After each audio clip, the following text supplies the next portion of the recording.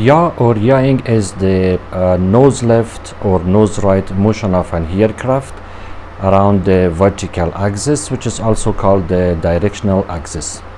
So vertical axis is a straight vertical line which passes through the center of gravity of the aircraft, and the aircraft can have nose left or nose right motion by the use of the rudder, or in some models rudders, upper and lower, and by using the rudder pedals that we have one pair of the rudder pedals in the left side for the captain, and we have one pair of the rudder pedals in the right side for the first officer. By application or pressing the rudder pedal, we use or we move the rudder, and the aircraft can have the nose left or nose right motion around the vertical axis.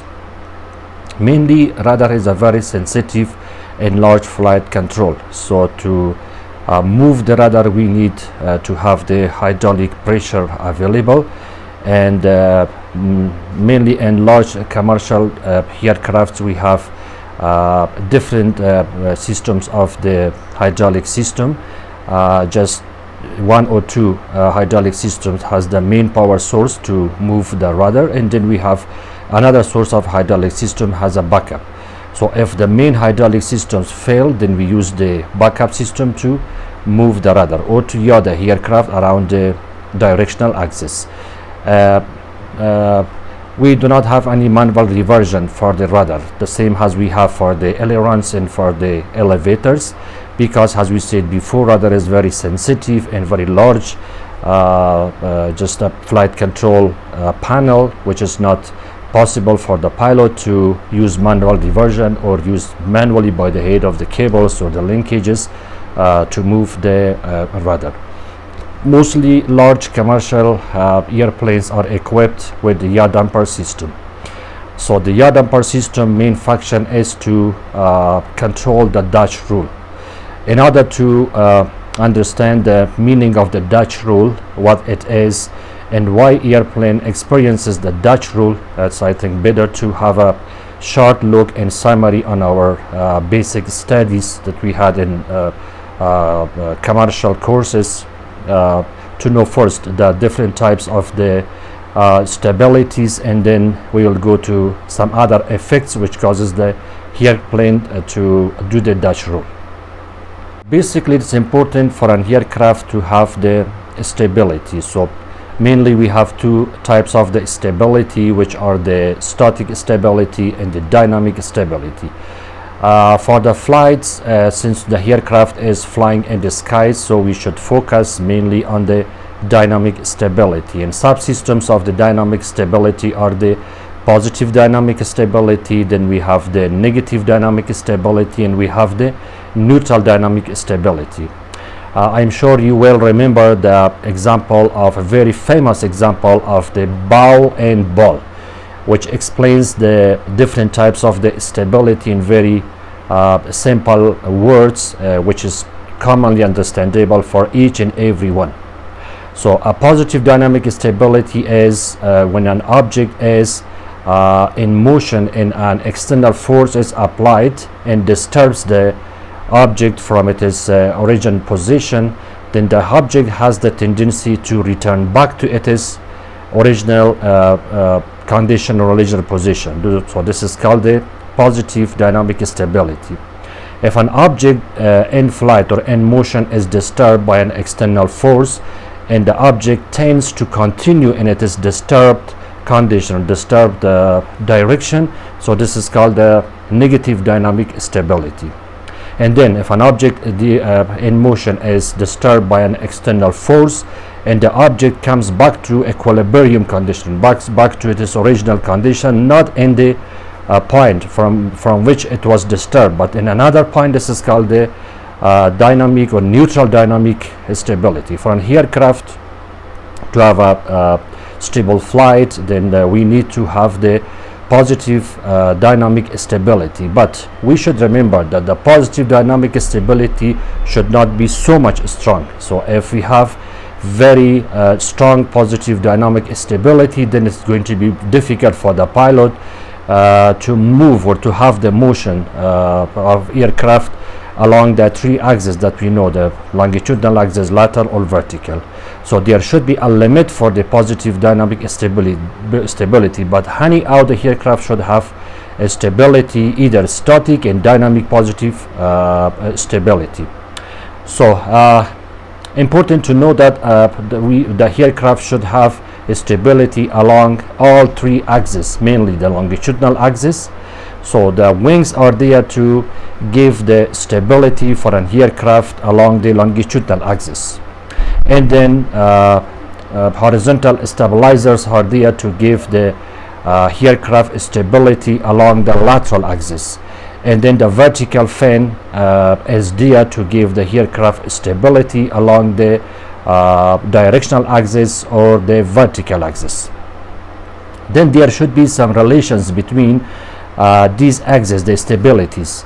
For example, if the longitudinal stability of an aircraft is stronger or is more than the directional stability, this is the condition that the aircraft will experience Dutch rule. So in very simple words, Dutch rule is a ruling yawing motion of an aircraft. As an example,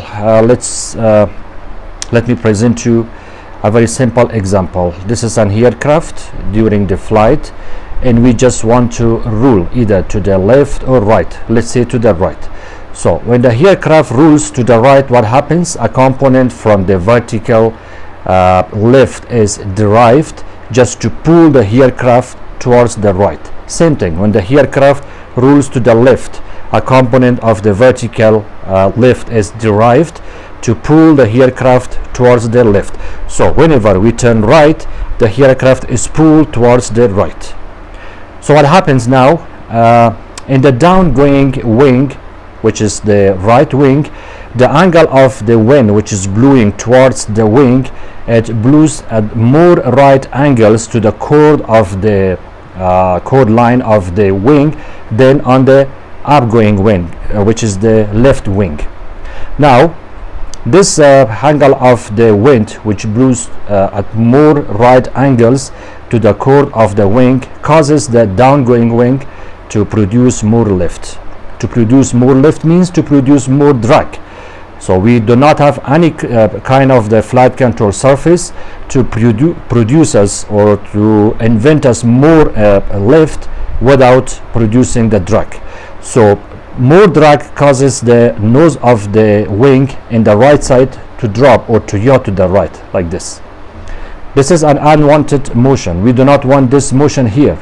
So this is called the ruling yawing of the aircraft.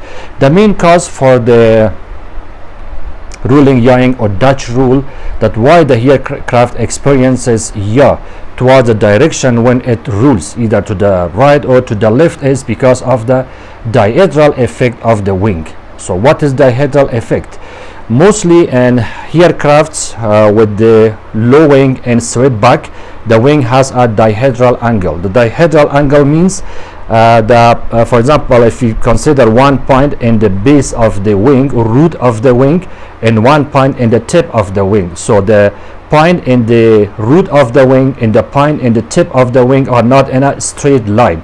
Mostly tip of the wing is a little bit higher than the root of the wing, and if you consider one for example a straight line, then here is an angle. So this angle is called the dihedral angle. Mostly aircrafts with the high wing, where the wings are connected in the top of the fuselage, or the mid wing where the wings are connected in the middle of the fuselage, they do not have the dihedral angle. Mostly those wings have anhedral angle. So on those kinds of the aircrafts or the wing designs, the tip of the wing is a little bit lower than the root of the wing. Consider a straight line here. So if an aircraft has anhedral, there is chance of the Dutch rule is very less, but mostly the Dutch rule is experienced in the aircrafts where the wings have dihedral angle. So because of effect of dihedral angle, what I explained before, that the aircraft when it rules, it experiences some yaw towards the direction where the aircraft is ruling. For the manufacturers to prevent this, or to prevent the aircraft from yawing when it is ruling, so they the function of the vertical fin or vertical stabilizer is very important for them.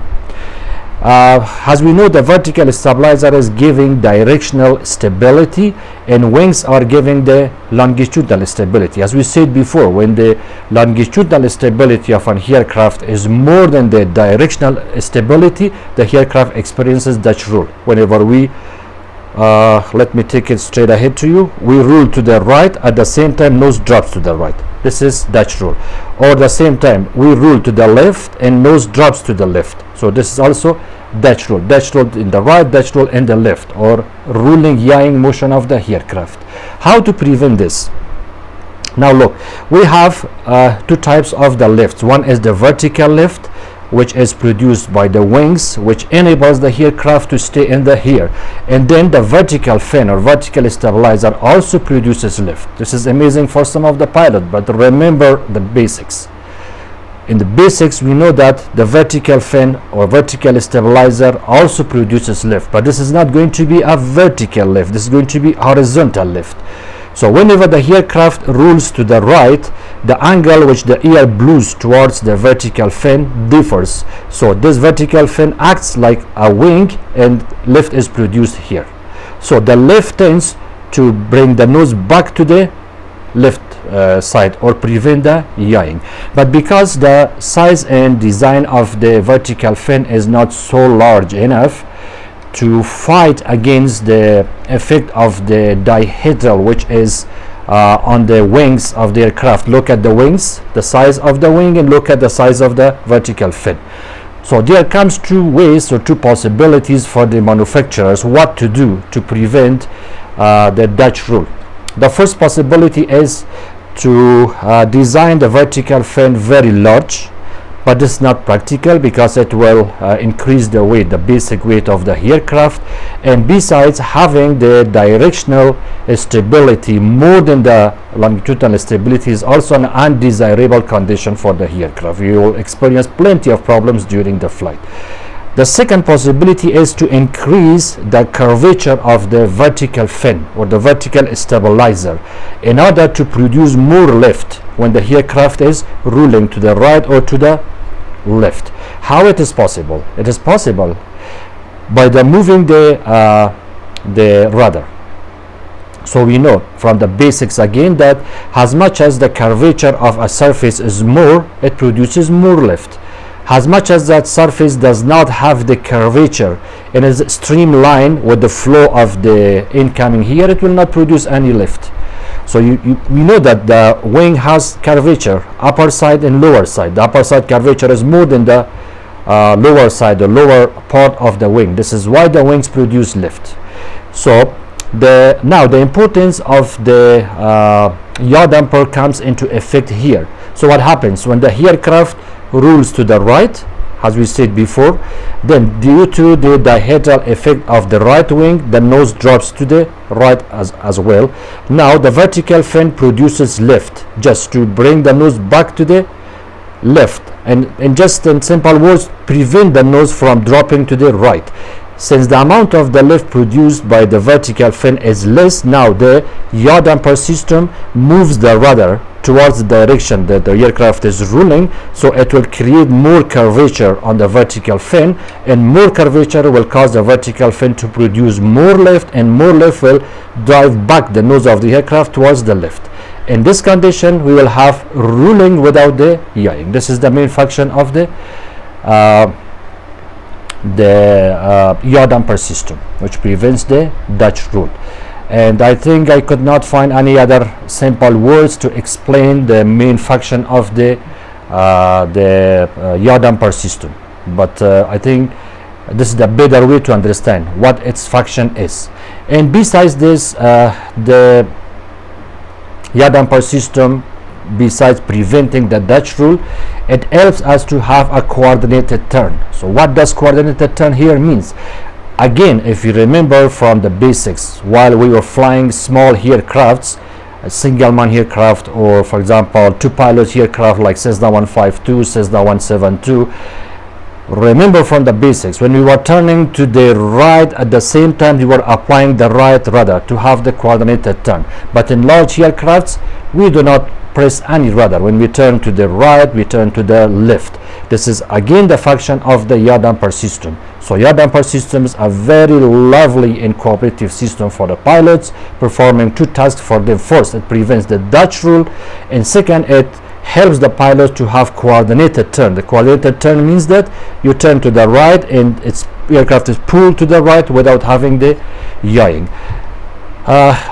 Let's say if the aircraft during the, for example, roll to the right, the nose drops to the right as well. Some of the pilots are thinking that I was questioned by one of our first officer that, okay captain, if the aircraft rolls to the right and the nose is also dropped to the right, so it's going to be beneficial for us because very fast we can turn to any direction or any heading that we want. That's an amazing question, but to answer this, we should know the rate and the degree of the turn, how much we are turning, how fast we want to turn from one, for example, heading to another heading. In this condition, we do not want the nose to drop to the right or to the left once we are ruling. So it will prevent the rate of the turn. It's very important for us.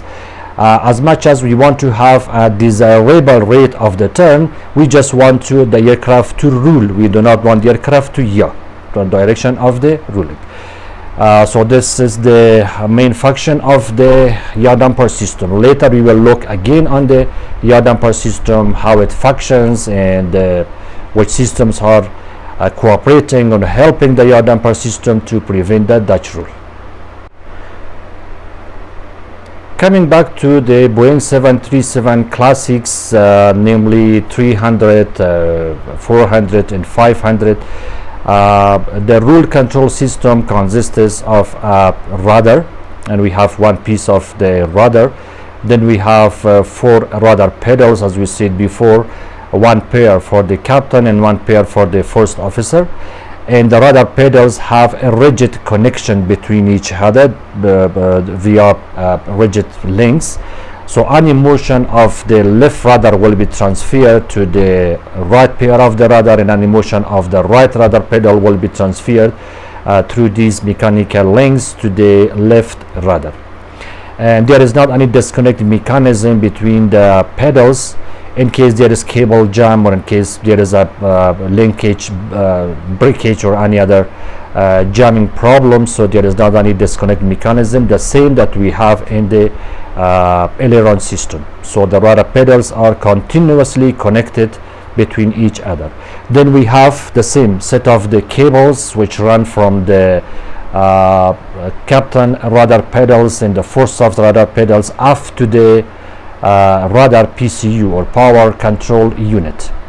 The first unit which receives the motion of the rudder pedals is the rudder field and centering mechanism. Same function that it plays with the ailerons. So the rudder field and centering mechanism first gives artificial feeling for the rudder pedals. When you press the rudder pedal, either the left or the right, you should have some artificial feeling. The rudder pedals should not be so smooth that you should play with them.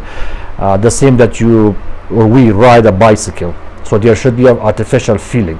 The artificial feeling is given to the rudder pedals by the field and centering mechanism, because it has a strong spring inside, and the spring gives artificial feeling to the rudder pedals. And the second function of the field and centering mechanism of the rudder is to transfer the motion of the rudder pedals, how much we have pressed the pedal, to the PCU, or power control unit, which is an hydraulic unit. We will look at it later. And then the third function of the rudder field and centering mechanism is to help the pilot to train the rudder. And later we will look at it, how we train the rudders as well.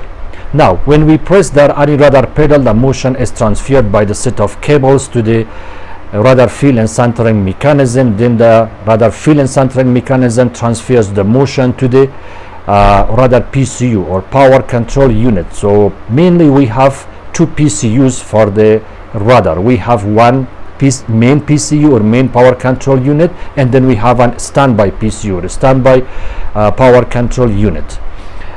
The main PCU or power control unit is pressurized by both hydraulic systems A and B. So inside we have two actuators. One actuator is for the hydraulic system A, then we have another actuator for hydraulic system B. Whenever we have both hydraulic systems available and pressurized, so both actuators will work, and then as much we press the rudder pedal based on the amount of the degree of the rudder pedal that we press, then in the main PCU the actuators will actuate, and then a rod is derived from the main PCU connected to the rudder, and then the rod will move the rudder from its neutral position either to the left, to the right, and how much degree, so it depends to the application of the rudder pedal. Then if both hydraulic systems A and B fail, for example, as we said before, we do not have any manual reversion for the rudder. Now the motion of the rudder pedals again will be transferred to the same field and centering mechanism, and the field and centering mechanism this time will transfer this motion via a linkage to the standby rudder PCU or standby rudder power control unit. In the standby rudder PCU or power control unit, we have only one actuator, which is pressurized by the standby hydraulic system. So at this time the standby hydraulic system should be operational, and then the actuator will move the rudder proportionally to the left or to the right. Important to know that now the function of the yaw damper system here is, as we explained before, to prevent the Dutch roll. The yaw damper system is pressurized by the hydraulic system B. Whenever hydraulic system B is available, so a line is connected to the yaw damper system, which prevents the Dutch rule. No need to explain again because you know the basics already. So the yaw damper system is controlled by a switch which is located in the overhead panel of the captain, and the switch should continuously be turned on, and adjacent to the switch we have an inoperative light. So whenever the yaw damper system is inoperative, the light will illuminate, which will be an indication that the yaw damper system is not operational. The yaw damper is an electric unit which receives its input signals from the directional gyro, and also from the ADC or air data computer. So as we said before, when the aircraft rules, this time let's say to the left, so rules to the left, the directional gyro senses that the aircraft has tendency to yaw to the left, so immediately before the aircraft experiences this, will send an electric signal for the yaw damper, and the yaw damper will move the rudder proportionally to increase the curvature of the vertical fin and prevent the nose to drop to the left, same to the right. So since this yaw damper is an electric unit, there may come some failures for the yaw damper system. Mainly there are two reasons that the yaw damper fails. The first reason is the loss of hydraulic system B. Unfortunately, if the hydraulic system B fails, there will not be any backup source of the hydraulic for the yaw damper system, so yaw damper system will become inoperative. And the second reason for failure of the yaw damper system is its main unit, because we see it is an electrical unit. So if it gets some internal malfunctions, then the yaw damper system again will become inoperative. So what happens when the yaw damper system becomes inoperative? In this time, we should refer to the NNC or non-normal checklist to read what to do, because we do not have any memory items to perform. So when the yaw damper systems becomes inoperative, when we roll to the right, let's say for example, then the nose will drop to the right as well, and there will be some oscillations. So the oscillations will be felt mainly in the tail of the aircraft. So during the rolling, if you after landing, if you ask the cabin crew who were assigned in the aft galley, they will have some complaint that captain, the aircraft were having some vibrations, some oscillations when you are turning left or right. This is and besides this, so the rate of the turn will be proportionally affected, and we should not expect the same rule rate when the yaw damper was operative.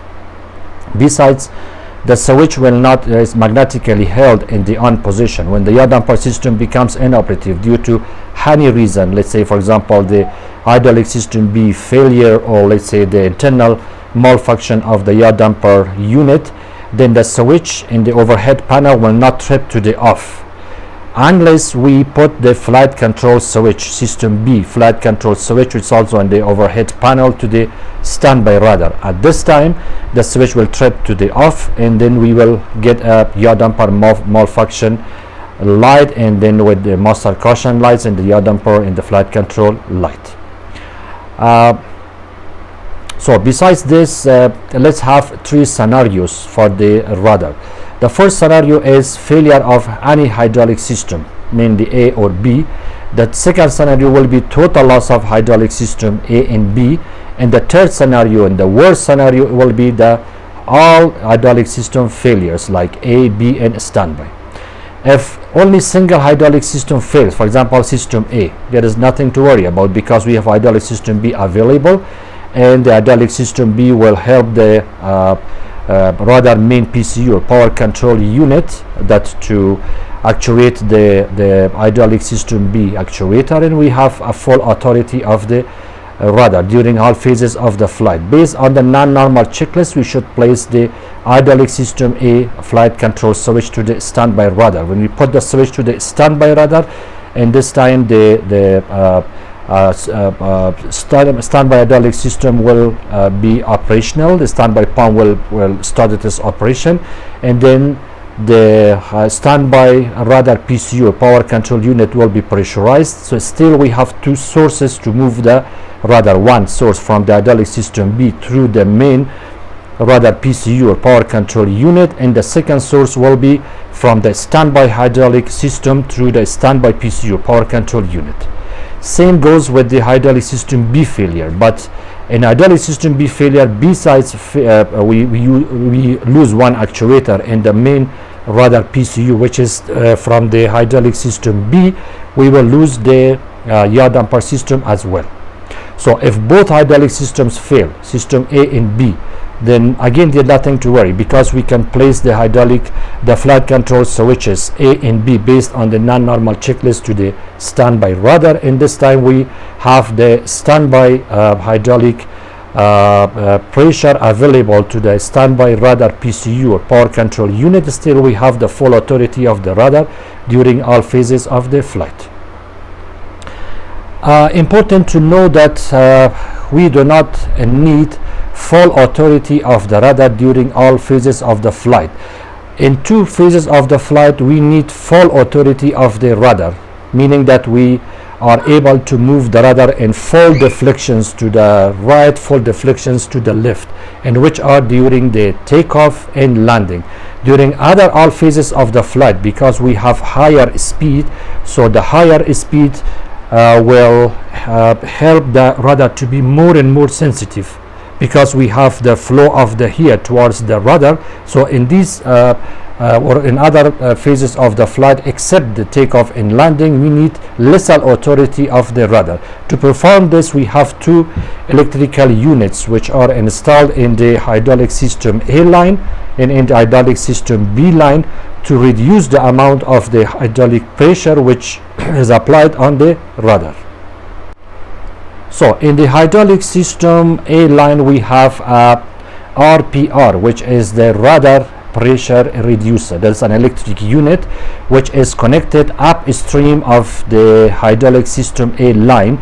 The function of the RPR or rudder pressure reducer is to reduce the amount of the hydraulic pressure which is applied to the main rudder PCU.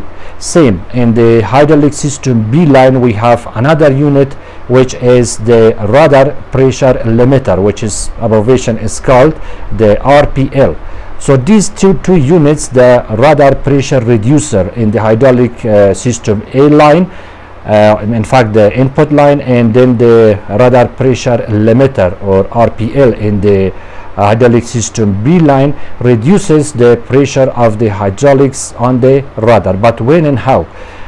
After takeoff, passing 1000 feet AGL, both electrical units reduce the amount of the hydraulic pressure that we apply on the rudder when we want to move the rudder. So during passing 1000 feet AGL, we have reduced hydraulic pressure on the rudder. Then for the landing, when the rudder pressure will return back to its normal, to this, for example, 3000 psi, under three conditions. If everything is normal, passing 700 feet AGL, both electrical units that we said before, the rudder pressure reducer and the rudder pressure limiter on hydraulic system A and hydraulic system B, will return the hydraulic pressure back to 3000 psi. So passing 700 feet AGL, we will have the full authority of the rudder to move. This is the first condition. The second condition, during the flight, for example, above the 700 feet AGL, if hydraulic system B fails, for example, we have failure of hydraulic system B, immediately these units will increase the amount of the hydraulic pressures from the system A to 3000 psi. Then we have full authority on the rudder. And the third condition is if difference between the N1 or the rotation of the left engine and right engine differs by more than 45%. So in this time, the units feel that maybe there is an engine failure. So in order to help the pilot to have a better and full authority of the rudder to control directional, for example, stability of the aircraft or directional path of the aircraft, they immediately increase the amount of the pressure on the rudder back to 3000 psi. So as a summary, during takeoff, passing 1000 feet AGL, both units, rudder pressure reducer and system A, rudder pressure limiter and system B, will reduce the amount of the hydraulic pressure on the rudder. For the landing, we should consider three conditions. First, everything normal, passing 700 feet, the rudder will receive back its 3000 psi pressure from both hydraulic systems A and B. Second, above 700 feet, if, for example, system B hydraulic is lost, then immediately the rudder will receive 3000 psi or full authority from the hydraulic pressure system A. And the third condition, if the difference of the, for example, N1 between the let's say engine number 1 and engine number 2 exceeds more than 45%, then the rudder will still receive the 3000 psi or full pressure of the hydraulic in order to help the pilot to have full authority of the rudder. A very simple example and good example for the pilot is during the crosswind landing. Let's say during crosswind, either you are applying the side slip method or you apply the, let's say for example, the crab method. In anyhow, we apply the rudder with the ailerons to help the airplane have the straight line pattern towards the landing runway during strong crosswinds. If you have feel this, then the amount of the rudder that you have pressed above the 700 AGL will help you to maintain directional control. But when you pass the 700 feet AGL, same amount of the rudder pressure applied in same crosswind will displace the airplane from the center line of the runway, and you will feel some more motions to the right or more motions to the left, and this time you need to bring some new adjustments on the controls, namely the ailerons or the rudder, to keep the aircraft back towards the center line of the aircraft. This is why. This is not because the when directional speed changes. This is because passing 700 feet AGL, you will have full hydraulic pressure on the rudders and you will have full authority of the rudders to move. This is the for example condition that displaces the airplane a little bit to the right more or little bit to the left more based on application of the rudder. There is another unit installed in the rudder internal structure, which is the force fight monitor system, abbreviated on FFM. The force fight monitor system is another system which helps the pilots to prevent a rudder jump. For example, as we said before, we have two rods. One is from the main PCU or power control unit connected to the rudder. Then we have another rod which is connected from the standby PCU power control unit connected to the rudder to move the rudder.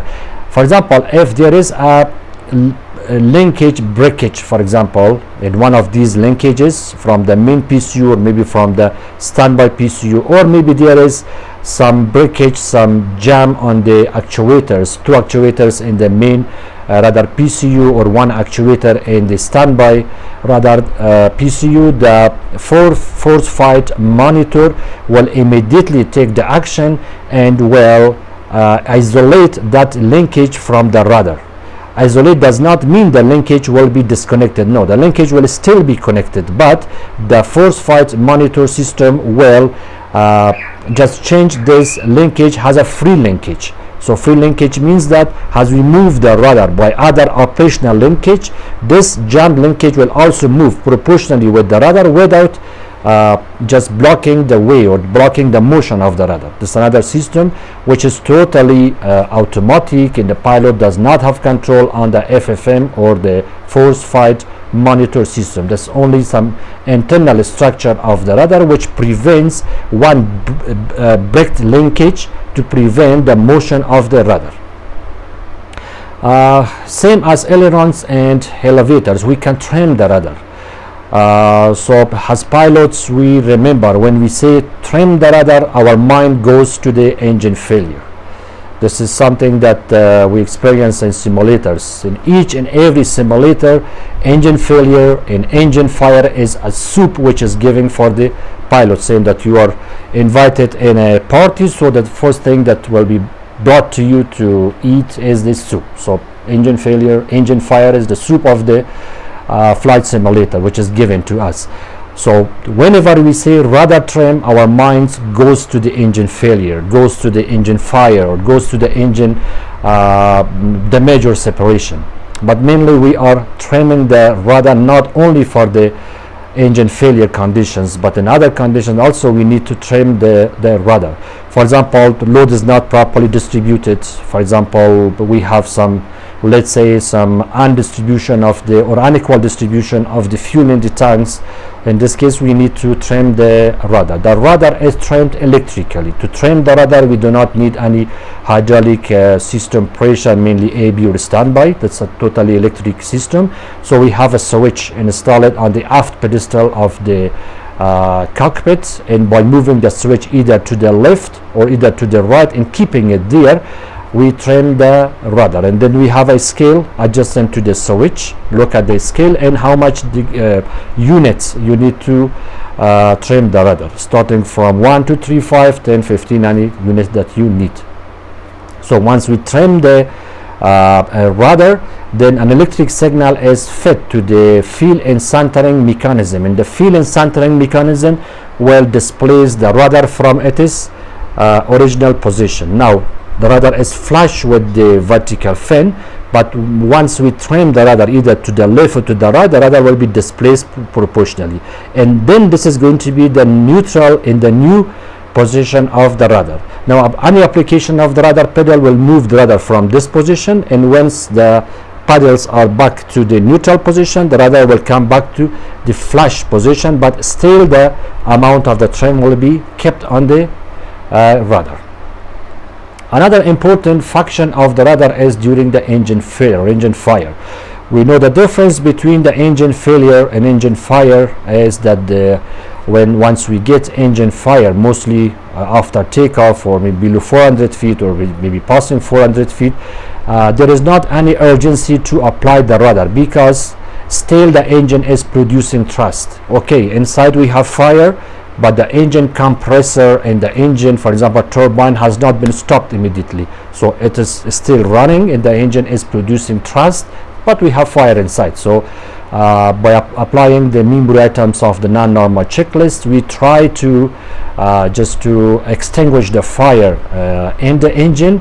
And once the fire is extinguished, in fact, we shut down the engine, so the pilot has plenty of a good time, like the seconds, not the minutes, just to apply the rudder, keep directional control of the aircraft, and then rudder trim will help us to trim just to relieve the pressure of the foot on the rudder pedal, then we can continue the flight.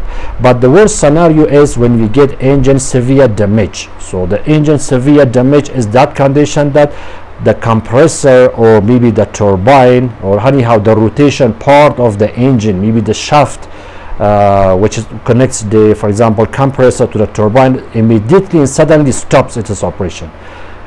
This means that, for example, the same when we for example have a glass in our hands and we release the glass, so when the glass touches the ground it disappears. Same thing happens with the engine.